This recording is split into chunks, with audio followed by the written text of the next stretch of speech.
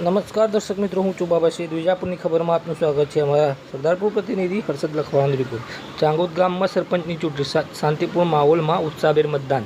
વિજાપુર તાલુકાના નાનકડા પરંતુ ઉત્સાહી ગામ ચાંગોદમાં સરપંચની ચૂંટણી માટે રવિવારે 22 જૂન 2025ના રોજ શાંતિપૂર્ણ માહોલમાં મતદાન યોજાયું હતું. ચુસ્ત પોલીસ બંદોબસ્ત વચ્ચે ગ્રામજનોએ લોકશાહીના પર્વની ઉત્સાહભેર ભાગ લીધો હતો.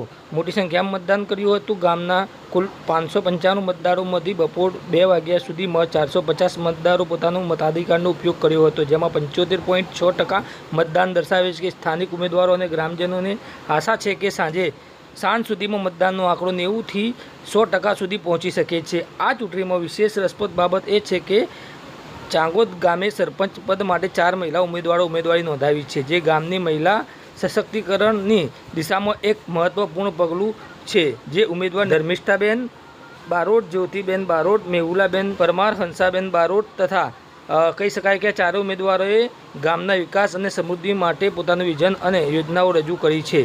મતદારોનો ટેકો મેળવવાનો પ્રયાસ પણ કર્યો છે. ગામના લોકોમાં ચૂંટણીને લઈને ભારે ઉત્સાહ જોવા મળ્યો છે અને મતદાન કેન્દ્રો પર યુવાનો, મહિલાઓ અને વૃદ્ધોની લાંબી કતારો જોવા મળી છે. સ્થાનિક નેતાઓ અને ઉમેદવારોનું માનવું છે કે ઉચ્ચ મતદાન ટકાવારી ગામના ભવિષ્ય માટે સકારાત્મક સંદેશ આપે છે. ચાંગોદના લોકોની જાગૃતિ અને લોકશાહી પ્રક્રિયામાં સહભાગિતા એ દર્શાવે છે કે ગામનું નેતૃત્વ નક્કી કરવામાં તેઓ કેટલા ગંભીર છે. ચૂંટણીનું પરિણામ કોણ બાજી મારશે તે નક્કી કરશે, પરંતુ હાલમાં શાંતિપૂર્ણ અને ઉત્સાહભર્યા માહોલથી એક વાત સ્પષ્ટ છે કે ચાંગોદ ગામે લોકશાહીના આ પર્વની સફર અને યાદગાર બનાવ્યો છે. અંતિમ પરિણામની જાહેરાત સાથે જ ખબર પડશે કે આ 4 ઉમેદવારોમાંથી કોણ. તમારું? મારું નામ જ્યોતિબેન સતીભાઈ બારોટ. હું સરપંચના ઉમેદવાર તરીકે ચાંગોદ ગામમાં ઉભા છીએ. અમે તો પબ્લિક ઉપર મૂકી છે, એમણે પબ્લિક ચૂંટીને લાવશે તો આ ગામમાં અમે સારો વિકાસ કરીશું, ગામમાં સારું કામ કરીશું.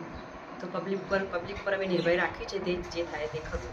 ગામમાં ચૂંટણીનો માહોલ સારો છે, મારો સારો છે. અને તમે શું લાગે અત્યારે તમે જીતી શકો એવું છે? એવું લાગે છે અમે જીતી શકીશું. હવે તમે ચૂંટીને જ્યારે જીતશો ત્યારે શું નવા કાર્ય કરશો? ગામમાં જે કંઈ કામ અટકેલું પડ્યું છે પૂરું પાડીશું. અમે ગામમાં રોડ બનાવીએ, ગામમાં કોઈ ગરીબોનું કામ કરીશું, સારું એવું ભાઈ કોઈ યુક્તિ કરીશું, સારું ગામમાં સારો વિકાસ કરીશું. બરાબર. એટલે સાંભળવામાં આવી છે કે પાછલા 5 વર્ષ પહેલા તમે ઉમેદવારી નોંધાવી હતી. શું શું કામ કર્યા છે તમે ગામમાં? બોર્ડ બનાવ્યા, રસ્તા બનાવ્યા, બધું સુધારો ગામમાં અમે જ કર્યો. બરાબર. તમારે આગળની કાર્યવાહી શું, ગામના વિકાસ માટે શું કરવાનું છે? શું શું કામ બાકી રહેલા, શું પૂરા કરવાના? બાકી રહેલા બધા કામ હારા કરવાના છે.